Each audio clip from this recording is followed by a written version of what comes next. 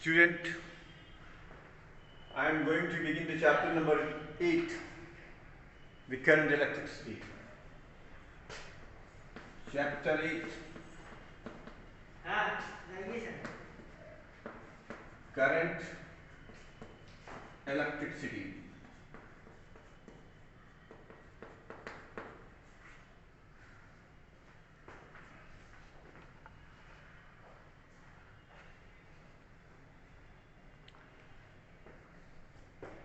Look, I would like to give you some basic concept. Then this chapter will be start formally as in accordance with yourselves. Okay. So first of all, what is matter? What is matter? Matter is made up of molecules slash atoms, and it is made up of nucleus and electrons. Nucleus is made of proton and neutron. So proton or neutron collectively form nucleus. Nucleus and electrons collectively form atoms, and atoms collectively form atom, and atom का collection molecules का collection matter. This is the flow chart for every substance exist, right? Matter, molecules, nucleus, proton and neutron. Guys, you know the proton, neutron and electrons are collectively called fundamental particles or component of matter. Note down one thing. After noting down the flow chart, what the first information I am going to provide you is proton, neutron and electrons are fundamental particles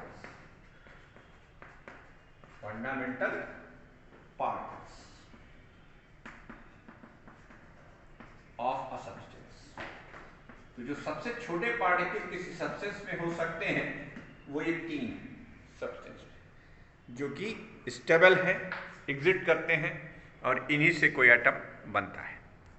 ठीक है. अब वो atom चाहे hydrogen का हो, accept hydrogen के अंदर बच्चों न्यूट्रॉन नहीं होता. तो प्रोटॉन, न्यूट्रॉन और इलेक्ट्रॉन ये तीनों फंडामेंटल पार्टिकल ऑफ मैटर है. ठीक. अब देखो मैटर की दो इंट्रिंसिक प्रॉपर्टीज होती हैं. What are the intrinsic properties?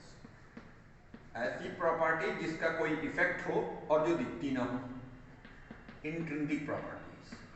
तो मैटर को इंट्रिंसिक प्रॉपर्टीज के टर्म्स में दो ब्रॉड क्लासिफिकेशन दिया गया, एक था मास और एक है चार्ज. यहीं से शुरू होगी आपकी करंट इलेक्ट्रिसिटी की फाउंडेशन. कहां से? चार्ज से.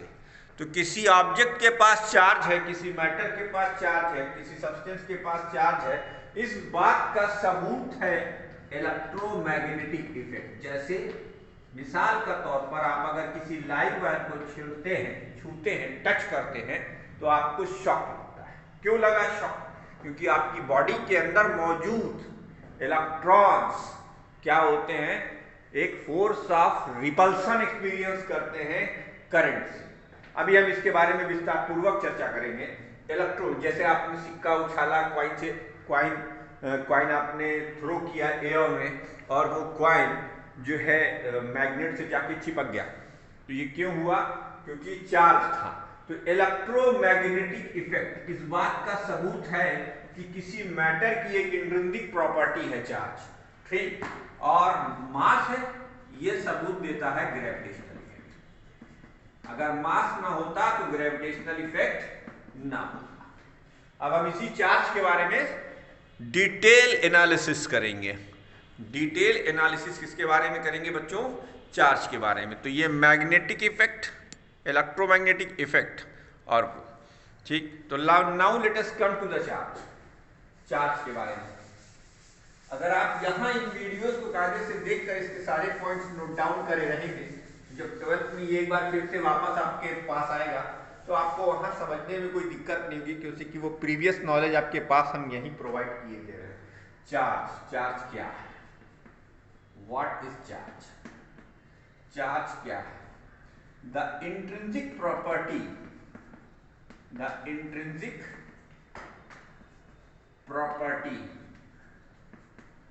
of the matter, the intrinsic property of the matter due to which the intrinsic property of the matter due to which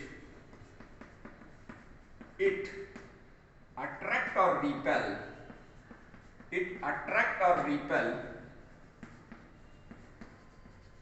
another matter। ये इसकी ब्रॉड डेफिनेशन है। अब इसकी स्मॉलर डेफिनेशन देखिए, और the intrinsic property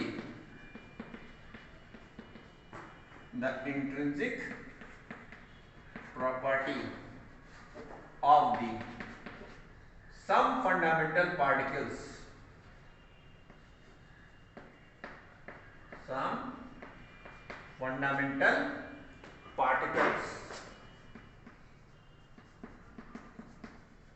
like proton and electron, due to which they attract or repel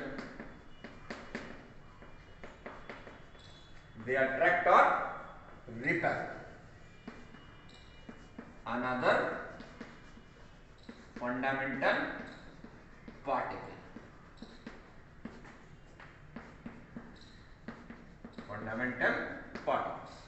ये charge की definition हो गई, ये उसकी दो डेफिनेशन हो गई। The intrinsic property of the matter due to which they attract और रिपेल अनदर मैटर। ठीक है बच्चों, ये इसकी डेफिनेशन हो गई।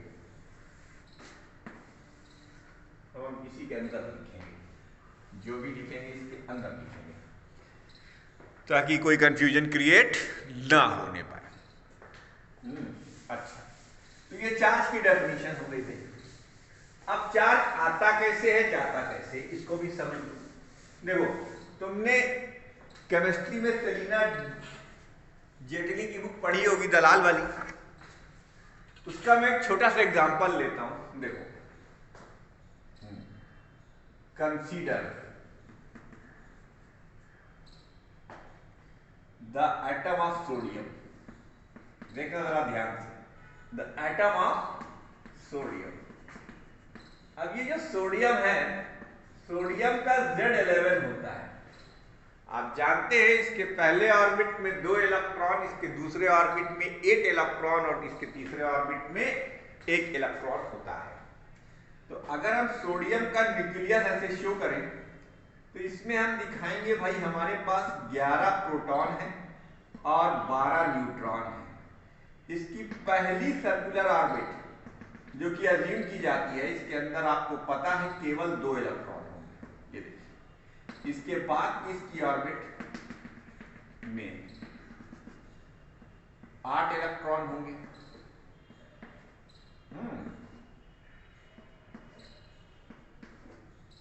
8 इलेक्ट्रॉन, ठीक है बेटा। अब और इसकी जो तीसरी ऑर्बिट होती है, इसकी तीसरी ऑर्बिट, इसके अंदर केवल और केवल 1 इलेक्ट्रॉन। अब यह है सोडियम। जैसे ही ये क्लोरीन के कांटेक्ट में आता है, ये इलेक्ट्रॉन कंप्लीटली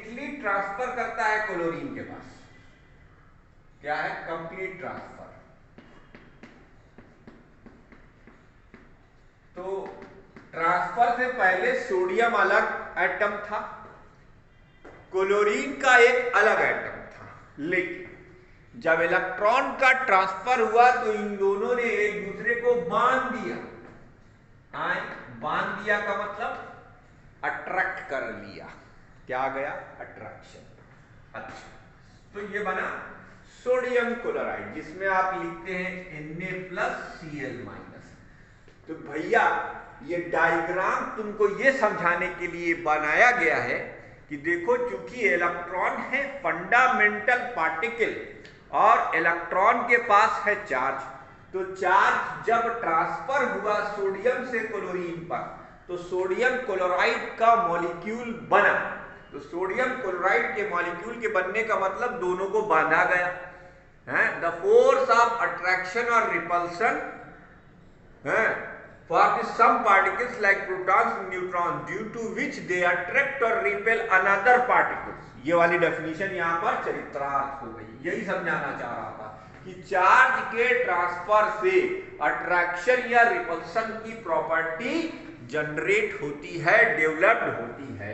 ठीक, आई होप आप चार्ज के कॉन्सेप्ट को समझ गए होंगे।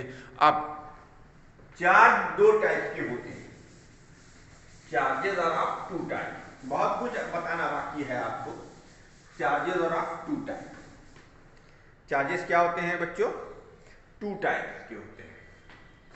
पहला point, there are two type of charge. Two type of charge. अच्छा, ये हम नहीं कह रहे, ये एक्सपेरिमेंट है, आगे चलकर आप पढ़ेंगे। Two type of charges. ठीक है। Like charges repel each other and unlike charges attract each other।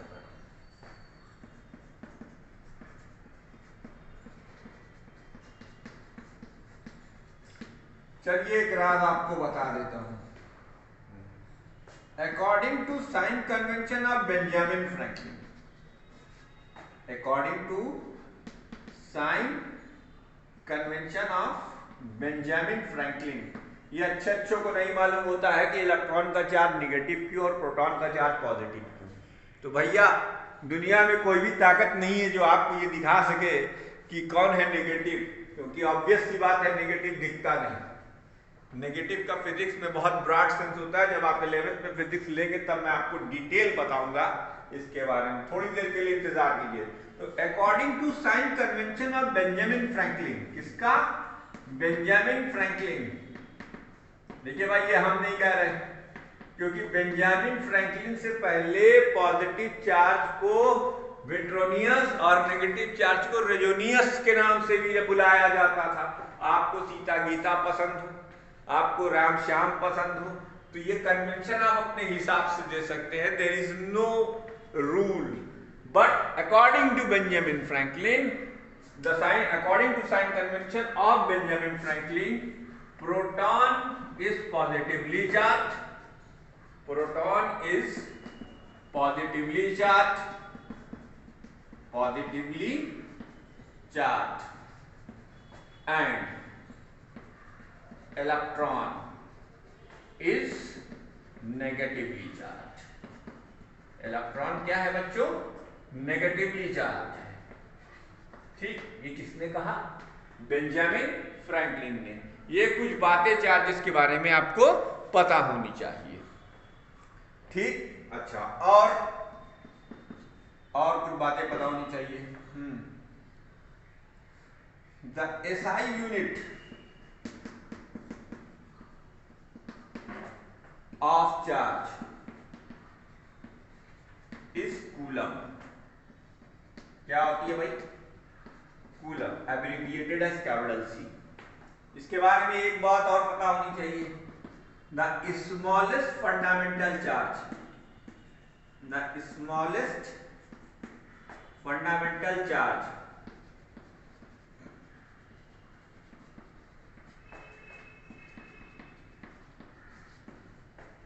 carried by electron, कौन लेके चलता है? Electron. Smallest fundamental charge carried by electron, है ना। अब इलेक्ट्रॉनिक चार्ज की वैल्यू क्या होती है? देखो ये पॉइंट मिटा रहा हूं, इसी की जगह पर एक नया पॉइंट लिख रहा हूं, तो इसे नोट कर लीजिए। There are two type of charges. The value of electronic charge, the magnitude of electronic charge, the magnitude of electronic charge, the magnitude of electronic charge,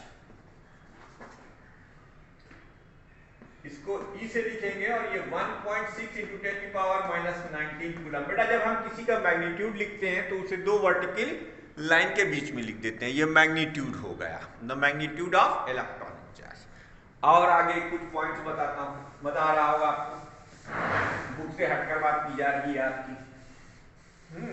एक और पॉइंट बताता हूं, क्या बताता हूं? If electrons are loses by an object, if electrons are loses by an object, then its mass will be decreased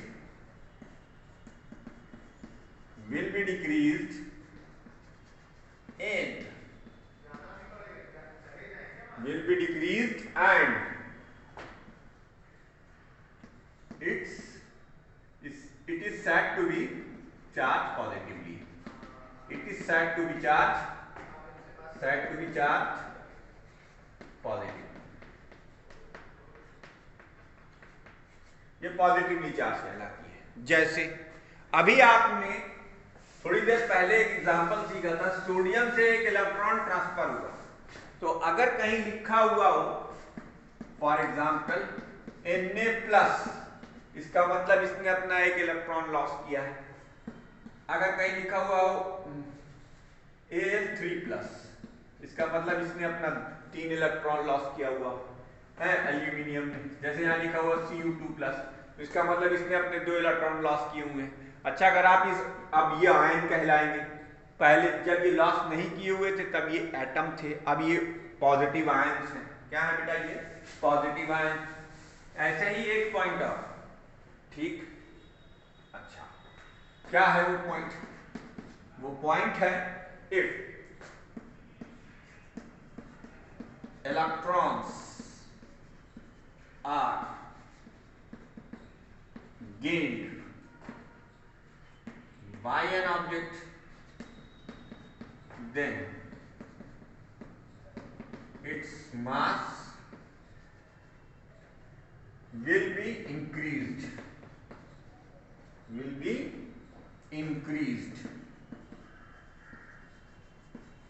and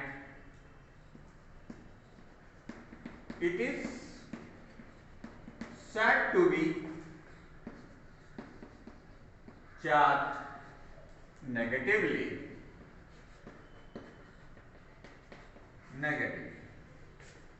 For example, Cl- एक electron gain किया इसने, ठीक।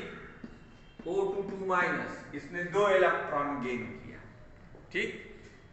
इसी तरीके से और एग्जाम्पल। तो ये थी चार्ज के बारे में थोड़ी बहुत जानकारी, बहुत ज़्यादा जानकारी तो नहीं दूंगा क्योंकि कोई मतलब नहीं है यहाँ पर, आपको तो करंट समझना है। तो करंट समझने के लिए जितने चार्ज की ज़रूरत है उतना चार्ज मैंने आपको यहाँ पर बताने की कोशिश की है। अब इसके आगे की कहानी हम और आपको बताते हैं, इसे आप नोट कर लें, ठीक है। तो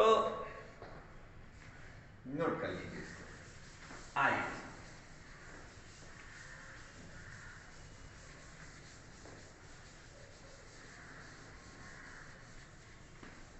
I cannot follow your book because in your book the sequence is not in the proper way. अब पहले एक चीज और समझ लो, on the basis of electron matter can be classified into on the basis of electronic distribution, on the basis of, अरे और अच्छा word, availability of electrons for conduction, चलाने के लिए. Matter can be classified as conductor, contain enormous number of free electron, as, अब देखो बेटा, इसको हम एक फ्लो चार्ट में बना देते हैं. मैटर, इसकी दो extreme limit, conductor,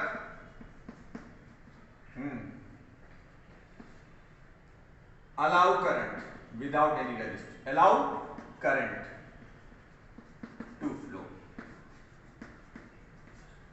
contain enormous number of free electrons, contain enormous number of free electrons.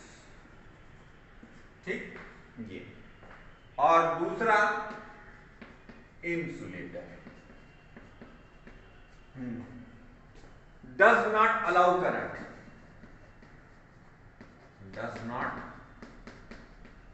allow current, contain no free electron, contain no free electron. अब इन दोनों के बीच में आता है एक सब्सटेंस जिसे हम कहते हैं सेमीकंडक्टर. ये सुटेबल कंडीशन में कंडक्टर की तरह बिहेव करता है, अदरवाइज ये इंसुलेटर की तरह होता है. दोनों बातें हो सकती हैं, है ना. तो सेमीकंडक्टर के बारे में हम यहाँ पर विस्तार पूर्वक चर्चा नहीं करेंगे. तो ये थी कुछ जानकारी करंट के उस कंपोनेंट की जिसकी वजह से करंट का फ्लो होता है. लेकिन साहिबान, मेहरबान, कदरदान, अभी इंतजार कीजिए. करंट को फॉर्मली पढ़ाने से पहले मैं आपके समक्ष कुछ और बातें प्रस्तुत करना चाहूँगा. I would like to share some important things. Just a moment please. On the basis, ठीक. तो let me introduce another important concept so that you can better understand what is current and how it is flow. तो सबसे पहले हम बात करेंगे electric field की. भाई वाह, क्या बात, इसकी बात करेंगे, इलेक्ट्रिक फील्ड की. देखिए क्या होती है इलेक्ट्रिक फील्ड. चलिए समझाता हूं, घबराइए नहीं, समझ में आएगा आपको इलेक्ट्रिक फील्ड अगर आप वीडियो ढंग से देखेंगे. तो देखो, एक पॉइंट मैंने लिखवाया है, like charges repel each other and unlike charges attract each other. ठीक है, ये पॉइंट मैंने आपको लिखवाया. तो इलेक्ट्रिक फील्ड, अब देखो फर्ज करो जैसे तुम्हारे पास ये एक पॉजिटिव चार्ज, इससे थोड़ी दूर पर एक पॉइंट है, उतनी ही दूर पर एक और पॉइंट है, उतनी ही दूर पर इस डायरेक्शन में भी एक पॉइंट है, उतनी ही दूर पर एक पॉइंट यहां भी है. यहां पर अगर तुम एक नेगेटिव चार्ज लाकर रखोगे, एक पॉजिटिव चार्ज लाकर रखोगे, तो दो लाइक चार्जेस के बीच में रिपल्सन होता है. इस चार्ज की वजह से ये एक रिपल्सिव फोर्स एक्सपीरियंस करेगा. कि नहीं भैया, जरा इसे सर्कुलर शेप में लेकर आओ और यहाँ लेकर आओ, और यहाँ देखो का हालचाल बा, यूपी में का बा. तो ये FR हो गया, है ना. यहां भी वो रिपल करेगा, क्योंकि like charges ripple each other, रट्टू तोते की तरह रट लो. अब इधर बढ़े, यहां पे पॉजिटिव चार्ज लेकर आए, का पाए, देखे FR, अरे यहां भी रिपेल कर रहा है. इसका मतलब इस R रेडियस के किसी भी पॉइंट पर अगर आप एक पॉजिटिव चार्ज रखेंगे तो वो क्या एक्सपीरियंस करेगा, फोर्स ऑफ रिपल्सन. तो ये एरिया, अगर टू प्लेन में बना रहे हैं तो एरिया, और अगर हवा में बना रहे हैं तो फिर स्पेस. अब अगर आप इसके नजदीक आकर करेंगे तो आपको और ज्यादा रिपल्सन मिलेगा, और अगर नजदीक आकर करेंगे तो और ज्यादा रिपल्सन मिलेगा. दूर जाते जाएंगे तो ये रिपल्सन कम होता चला जाएगा, असर कम होता चला जाएगा। ठीक है भाई, तो ये है फील्ड किसकी, सेंटर पे रखे हुए पॉजिटिव चार्ज की। क्या लिखते हैं, the space or region around any charge distribution, the space or region around any charge distribution in which another charge experiences a force of attraction or repulsion is known as electric field। ठीक, इसे note कर डालो, इसे हम क्या कहते हैं बच्चों, इलेक्ट्रिक फील्ड कहते हैं। अच्छा, बहुत खुशी हुई भाई, इलेक्ट्रिक फील्ड। अब क्यों बता रहा हूं, मेरे को मत समझिएगा, LIC दे रहा हूं आपको 12वीं तक की। 12वीं में भी मास्टर ऐसे नहीं पढ़ाते इस चैप्टर को, बहुत शॉर्ट में पढ़ाते, कहते हैं आप 10th में पढ़कर आए तो बेवकूफ बन जाएंगे आप। अगर मैं 10th को कॉपी कर दूं तो 12th में नहीं पढ़ाया जाएगा, और 12th में अगर कोई ये कह दे कि मान लीजिए जिंदगी का क्या भरोसा, अगर कोई ये कह दे 12th में आपसे कह रहे तुम तो 10th में पढ़कर आए थे तो हम नहीं पढ़ाऊंगा, तो तुम कुछ भी नहीं कर पाओगे। इससे अच्छा है यही सीख लो। ठीक है भाई, अब देखो क्या कहते हैं, देखो electric field is a vector quantity. बहुत शॉर्ट में कॉन्सेप्ट दे रहा हूं, घबराओ नहीं, 12th वाला नहीं पढ़ा रहा हूं, रोने मत लगो। Electric field is a vector quantity, vector quantity having SI unit Newton पर कूलम, न्यूटन पर कूलम और वोल्ट पर मीटर। ये क्या है, न्यूटन, और ये क्या है, कूलम। ठीक बच्चों, देखो इसको बताने का मेरा मकसद आपको अधिक ज्ञान देना नहीं, अपना ज्ञान दिखाना नहीं।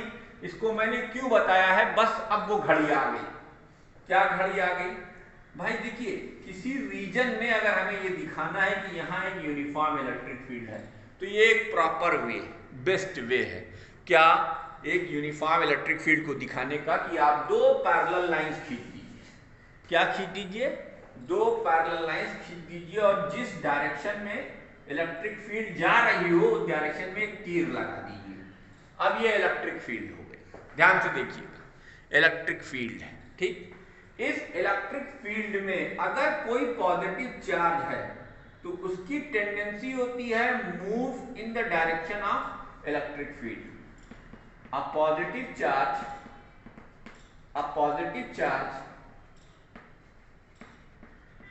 Have tendency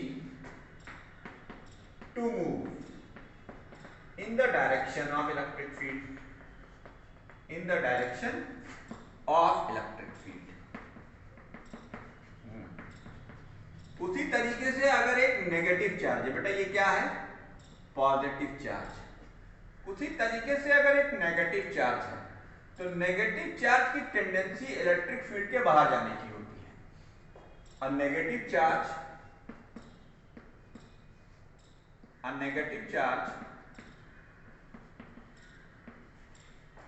have tendency to move opposite direction, in the direction opposite to the electric field, in the direction opposite to the electric field। बेटा ये सिर्फ यूनिफॉर्म की बात है, और हम यहाँ सिर्फ ये आपके लिए समझा रहे हैं। इसमें बहुत सारी और बातें भी हो सकती हैं, लेकिन फिलहाल आपके लेवल के लिए आप इतना ही नोट करके रखें, ये मेरे ऊपर बहुत बड़ा एहसान होगा। तो इस पूरे डिस्कशन के कुछ इंपॉर्टेंट पॉइंट मैं आपको बताना चाहूंगा चार्ज एक इंट्रिंसिक प्रॉपर्टी है किसी मैटर की, जिसकी वजह से वो दूसरे मैटर को अट्रैक्ट या रिपेल करता है। चार्ज फंडामेंटल पार्टिकल्स के पास से आता है, इसलिए ये फंडामेंटल पार्टिकल फंडामेंटल प्रॉपर्टी भी कह सकते हैं, इंट्रिंसिक प्रॉपर्टी भी कह सकते हैं। दुनिया का सबसे छोटा चार्ज जो अभी तक डिटेक्ट किया गया वो इलेक्ट्रॉनिक चार्ज है, जिसकी वैल्यू 1.6 × 10⁻⁹ कूलॉम्ब होती है। उसके बाद मैंने आपको बताया कि दो अलाइक चार्जेज एक दूसरे को रिपेल करते हैं और दो अनलाइक चार्जेज एक दूसरे को अट्रैक्ट करते हैं। उसके बाद आपको एक बात ये याद रखनी है कि इलेक्ट्रिक फील्ड, एक यूनिफॉर्म इलेक्ट्रिक फील्ड में पॉजिटिव चार्ज की टेंडेंसी मोशन की इलेक्ट्रिक फील्ड की डायरेक्शन में मूव करने की होती है और नेगेटिव चार्ज की tendency opposite to electric field move करने की होती है। बच्चों अभी भी हम आपको करंट स्टार्ट नहीं करेंगे, अभी भी हम करंट स्टार्ट नहीं करेंगे। क्यों? क्योंकि हमें लगता है कि करंट से पहले भाई एक बात बताओ, क्या बिना दावत नामे के दावत खाने जाते हो?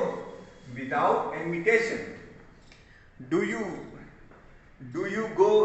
went to Moti Mahal learn to eat मुर्गा मसल्लम? No, you have a proper invitation card, whatever they are close relatives, kin, family, friends, etc. लेकिन अगर आपके पास दावतनामा नहीं है तो आप नहीं जाओगे। ठीक, तो करंट को अगर एनालॉगस किया जाए तो आपने देखा होगा एक गर्म चाय की प्याली हो, नहीं, एक गर्म चाय की प्याली में रखी हुई गर्म चाय सदैव ठंडी होती, it is always getting cold. Why? Because heat is transferred from high temperature to low temperature. छलांग लगाओगे किसी हाइट से तो सीधे नीचे आओगे। क्यों? क्योंकि मास के ट्रांसफर का रूल है, हाई एल्टीट्यूड से लो altitude.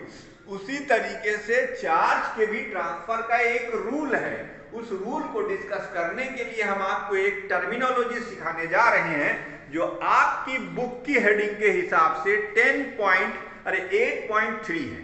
Concept of potential and potential difference. Ladies and gentleman, क्या सिखाने जा रहा हूं मैं आपको?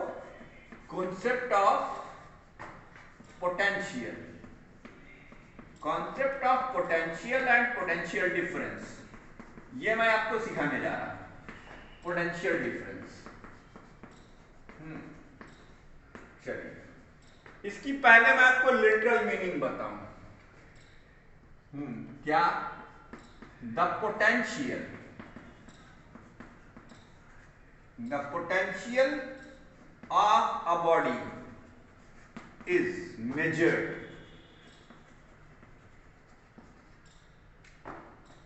that up to what extent, up to what extent, किस हद तक, up to what extent body is charged, body is charged। अगर कोई बॉडी के पास चार्ज ज्यादा है तो उसका पोटेंशियल ज्यादा होगा, किसी बॉडी का चार्ज कम है तो उसके पास उसका पोटेंशियल कम होगा। जैसे मोबाइल की बैटरी कम चार्ज में होगी, भाई आप जानते हैं, आप उसमें एक चार्जर लगाते हैं, चार्जर में एक ट्रांसफार्मर होता है जो आपकी यूजुअल सप्लाई 220 वोल्ट को कन्वर्ट कर डालता है 1.5 वोल्ट में। इसका मतलब क्या हुआ? देखिए क्या कहा मैंने, 220 वोल्ट से 1.5 वोल्ट, तो 220 वोल्ट का मतलब ज्यादा चार्ज है और 1.5 वोल्ट का मतलब कम चार्ज है। तो ये द पोटेंशियल इसको कहते हैं।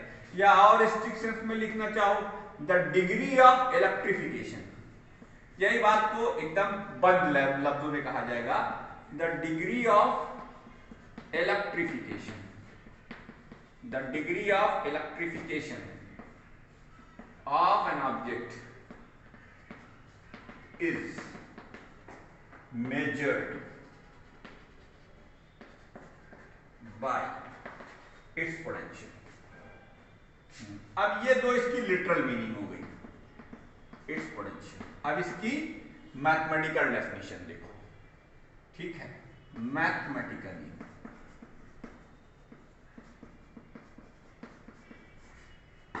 Electric potential, mathematically electric potential is defined as the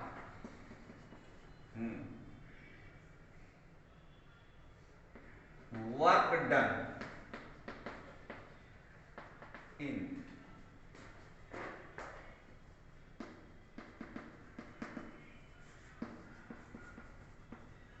bringing a charge, bringing a charge from infinity to a point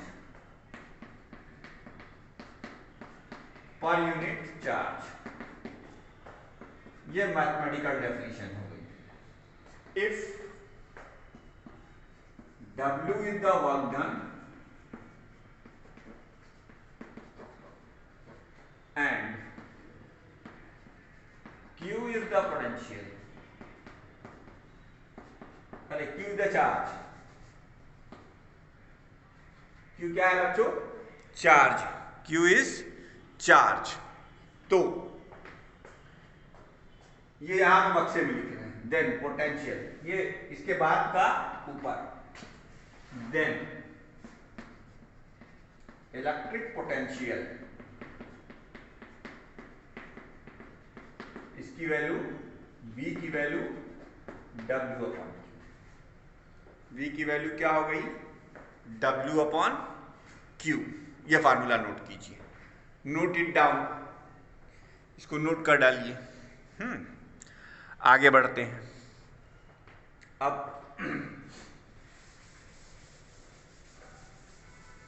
जब आप इसको नोट कर लेंगे तो फार्मूला आपको मिल गया. अब इस फार्मूले में देखो बड़ी कहानियां, मैं तुम्हें अभी से बता देता हूं. प्यारे बच्चों, ये जो आपने लिखा V is equal to W upon Q, इसे हम ये फार्मूला बना इलेक्ट्रिक पोटेंशियल का. पहले चलो इसी बारे में बात कर लें. एक बात, V is a scalar quantity, याद रखना, स्केलर क्वांटिटी. दूसरी बात, the SI unit of V is joule per coulomb और वोल्ट. तीसरी बात, 1 volt is equal to 1 joule per coulomb. ये छोटी भी है, बड़ी भी है, बहुत सी यूनिट है. लेकिन मैं कुछ और यूनिट बताना चाहूंगा, जैसे 1 kV, 1 kilo volt. 1 kilo volt क्या होता है? ये होता है 10 की पावर 3 वोल्ट. अब 1 millivolt, 1 millivolt, 1 millivolt क्या होता है? 10 की पावर -3 वोल्ट. ऐसे ही 1 मेगा वोल्ट, ये तब आपने सुना होगा. 1 मेगा वोल्ट, ये क्या होता है? 10 की पावर 6 वोल्ट. ठीक है, ऐसे ही होता है. चलो इतने पे रहने तो थक जाओगे बच्चों. अब ये देखो W भी निकाला जा सकता है यहां से. वर्क डन, वर्क डन, ये हो गया Q इंटू V. अब जानते हो इस फार्मूले के फायदे क्या क्या हैं? ये फार्मूला इक्वल हो सकता है किसके? हाफ mv² के. ओहो, ये फार्मूला इक्वल हो सकता है mgh के. और आप जानते हैं ये है काइनेटिक एनर्जी और ये है पोटेंशियल एनर्जी. हाँ ना बोलिएगा, समझ में आया? देख लीजिए फायदा.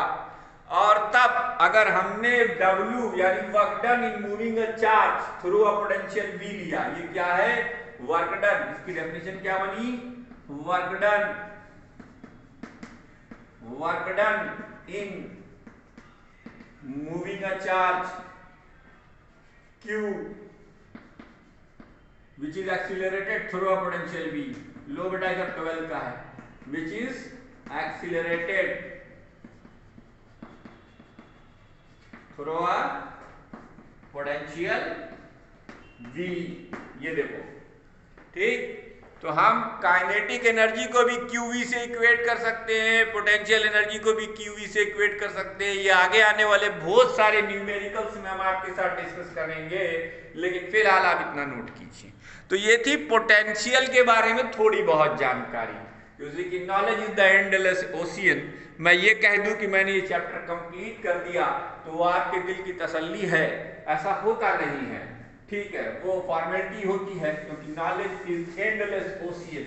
जितना सीखते जाओगे उतना ही डूबते जाओगे और उतना ही सीखने का मन करेगा। तो किताबों से दिल लगाओगे तो किसी अच्छे इंजीनियरिंग और मेडिकल कॉलेज में जाओगे, वरना फिर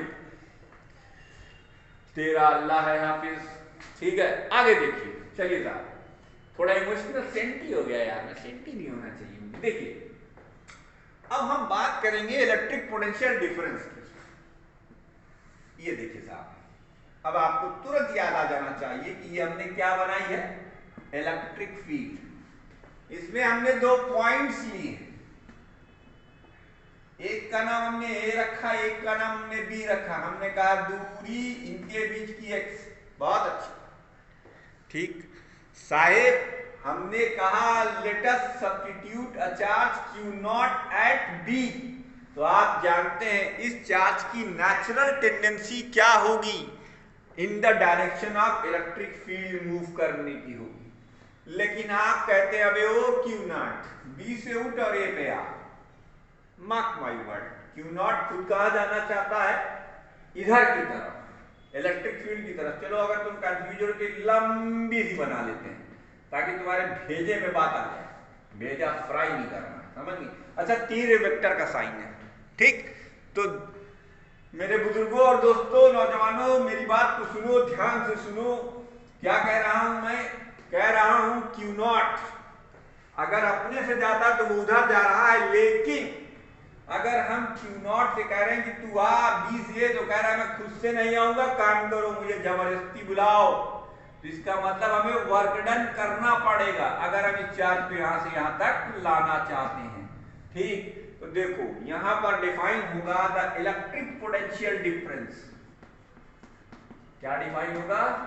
the electric potential difference between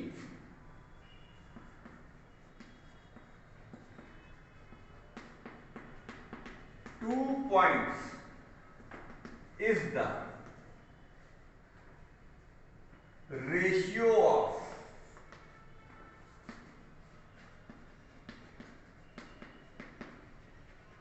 work done in moving a charge from one point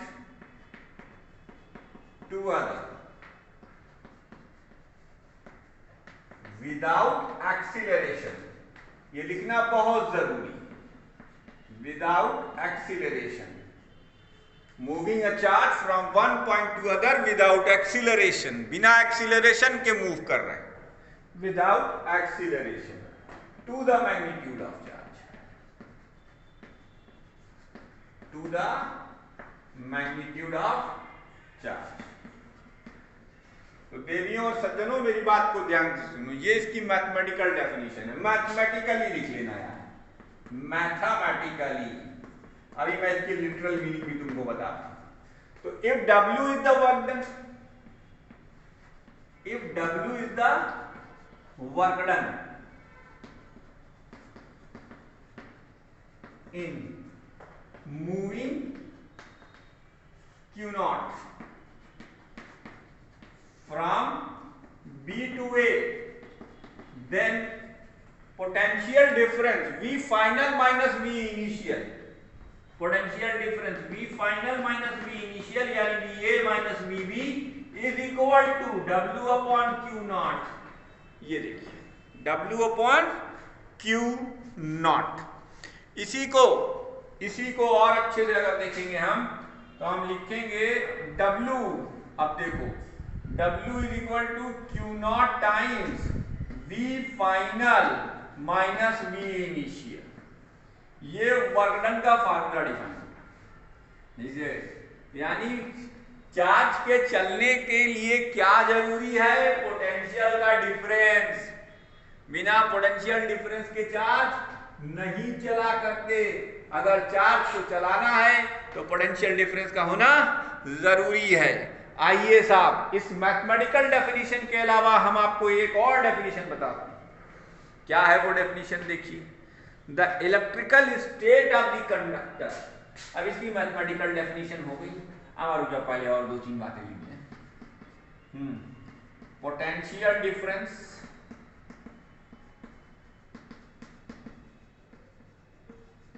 is a scalar quantity.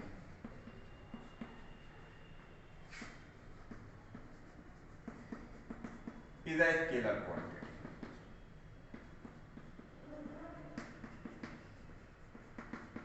The SI unit of potential difference is volt या जूल पर कूलम। तीसरी बात, positive charge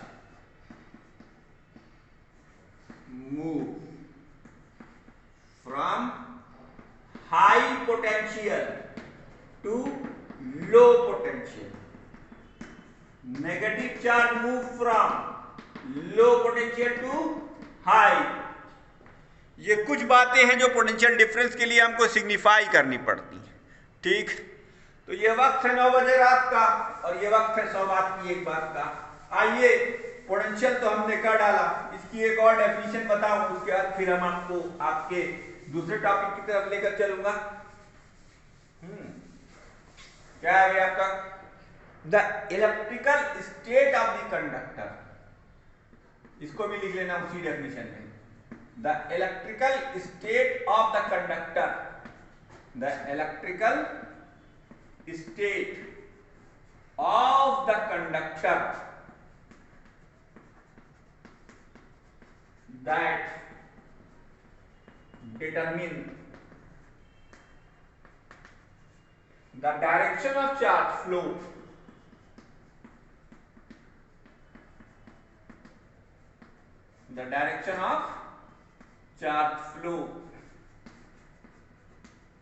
is known as potential difference. अब current पढ़ने में मजा आए। Potential difference, ये definition हो गई किसकी भाई, पोटेंशियल डिफरेंस की। जरा एक मिनट में किताब देख लें। अब करंट पढ़ाता हूं, मस्त बढ़िया।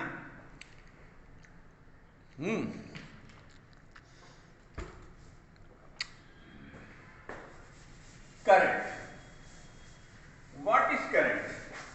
करंट क्या है? करंट क्या है? चलो हम अपनी लैंग्वेज में समझाते हैं। Current, consider a cross section.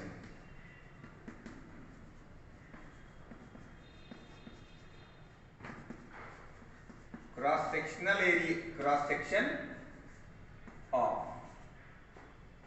Area A. एक क्रॉस सेक्शन हमने कंसीडर किया जिसका एरिया ए। देखो देखो देखो देखो, ए ये समझ? अच्छा, अब इस क्रॉस सेक्शन से हमने कहा let N number of particles, क्या कहा, N number of particles each of charge q, each containing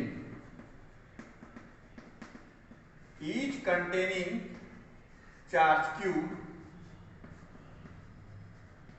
passes through it in time t। देखो भाई ध्यान, मान लो ये एक प्लस चार्ज है, ये दूसरा प्लस चार्ज है, ये तीसरा प्लस चार्ज, ये एक प्लस चार्ज है, ये दूसरा प्लस चार्ज है, ये तीसरा प्लस चार्ज। अब इस क्रॉस सेक्शन से बहुत सारे चार्ज की टाइम में कितने charge, total charge n, n number of charges pass out कर गए। बहुत अच्छी बात है भाई, कितने पास आउट। तो करंट, द एवरेज करंट, अब देखो यहां पर मैं क्या डिफाइन कर रहा हूं, the average current may be defined as the ratio of net charge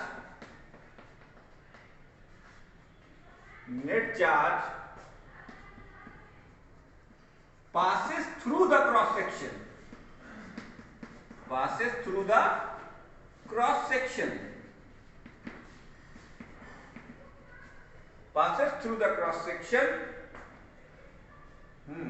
and time taken, ratio of time taken आए। भैया नंबर ऑफ चार्ज पार्टिकल कितने n, एक का चार्ज कितना q, तो टोटल चार्ज कितना हो जाएगा n q। नेट चार्ज क्या हो जाएगा भाई, net charge is n q, और टाइम टेकन कितना है भाई, टाइम टेकन ये है t। तो एवरेज करंट क्या डिफाइन होगी, average current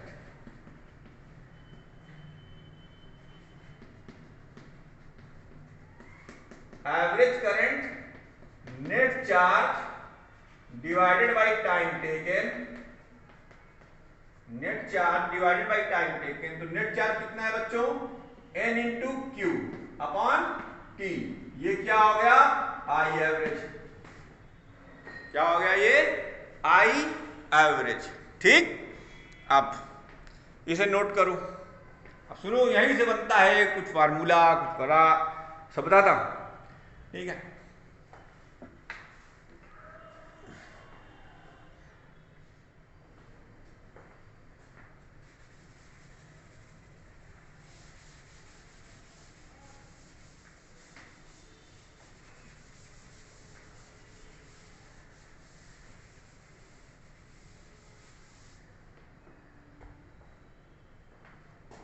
In case of conductor, Q is equal to E, ये क्या है, electronic charge.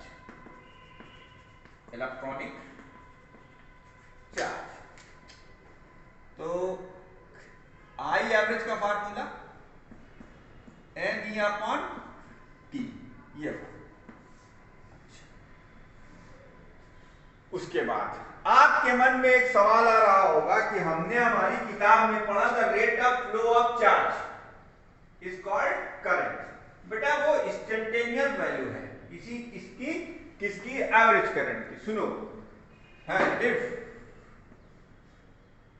t is small, t क्या हो small, then average current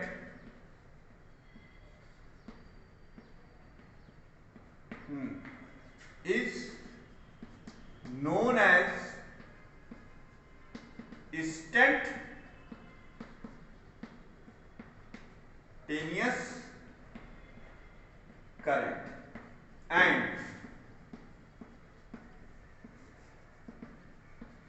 defined as rate of flow of charge। ठीक, तो बस क्या फर्क आया एवरेज करंट और इंस्टेंटेनियस करंट में, कि वो rate of flow of charge कहलाने लगा कब, जब t स्मॉल हो गया। तो फार्मूला वही लिखेंगे, फार्मूले में कोई दिक्कत नहीं, फार्मूले में अभी भी यही n q, चलो भाई, है ना, क्या लिख सकते हैं n q अपॉन t। बस अब ये किसके लिए हो गया, जब टाइम इंटरवल शॉर्ट हो, कोई फर्क नहीं पड़ता उससे। ठीक है, अभी फिलहाल, बाकी बाद में देखेंगे जब 12th आएगा तो 12th पे देखेंगे। 12th में तो पूरा डेडिकेटेड इलेक्ट्रोमैग्नेटिज्म में आधा इसी पर बेसी ही करता है, तो वहां हम वहां बात करेंगे। अभी फिलहाल हमारा काम इतने से चल जा रहा है, तो इतना कर रहे हैं। चलिए, अब करंट के बारे में कुछ इनफॉर्मल इंफॉर्मेशन दे दें आपको, कुछ फॉर्मल इंफॉर्मेशन दे दें। क्या है भाई फॉर्मल इंफॉर्मेशन, देखिए sir,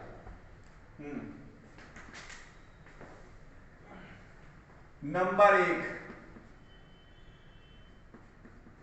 the SI unit of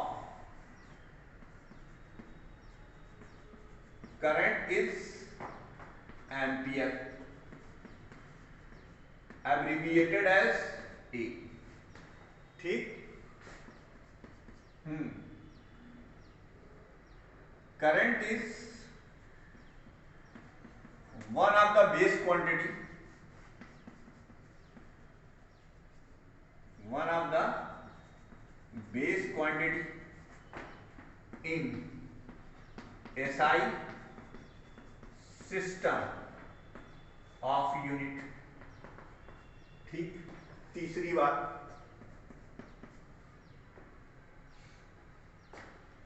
current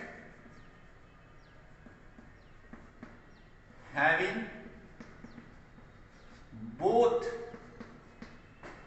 magnitude and direction, having both magnitude and direction,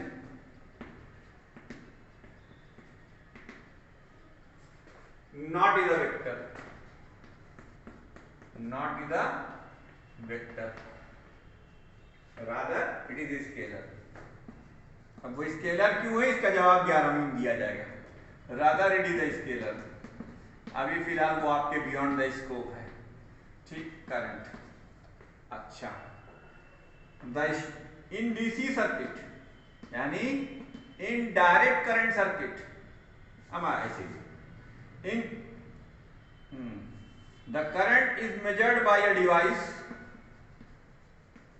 the current is measured by an instrument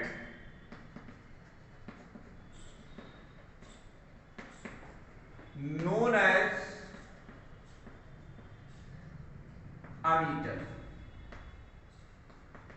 उसे ammeter। ठीक। Conventionally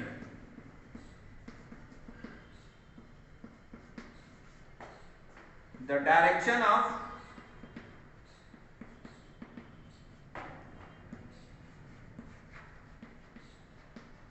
flow of positive charge is taken as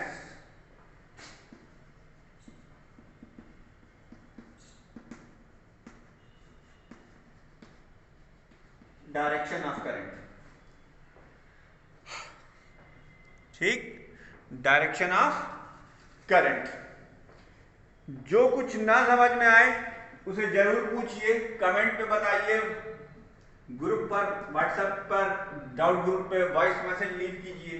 आप पूछेंगे नहीं, मुझे मालूम नहीं। 1 milliampere, 1 milliampere is equal to 1 MA is equal to 10⁻³ ampere. ये इसकी छोटी यूनिट है। 1 microampere, 1 microampere is equal to 10⁻⁻6 ampere. ठीक। 1 microampere is equal to 10⁻⁻6 ampere. अब इसके बाद अगला टॉपिक है हमारा रेजिस्टेंस का, कॉन्सेप्ट ऑफ रेजिस्टेंस। ठीक। हम रेजिस्टेंस पढ़ेंगे।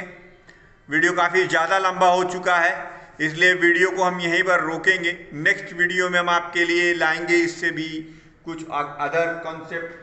वीडियो को लाइक कीजिए, शेयर कीजिए, इसको समझिए, जो ना आए उसे पूछिए, क्योंकि आपको अभी एक और एग्जाम फेस करना है बोर्ड का। Thank you very much.